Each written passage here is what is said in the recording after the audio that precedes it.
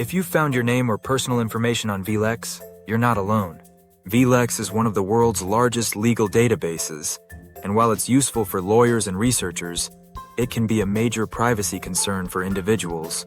In this video, I'll walk you through how to request removal or redaction from vLex, how to speed up removal from Google, and what to do if your request is denied.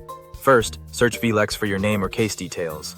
Note the URL, case name, or document title of anything you want removed. Email content at vlex.com with a description of the information you want removed or redacted.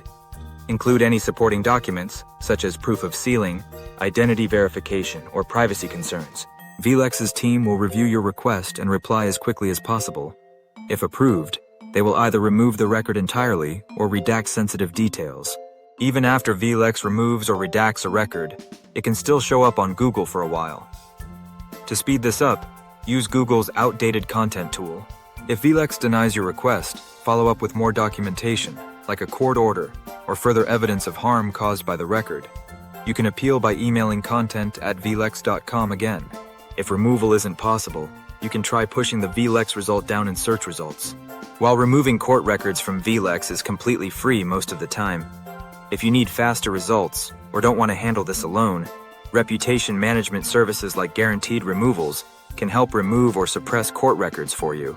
At Guaranteed Removals, we helped remove over 1,300 court records for clients in 2024 alone. If you need help, click the link in the description to connect with our team at Guaranteed Removals and take control of your online reputation today.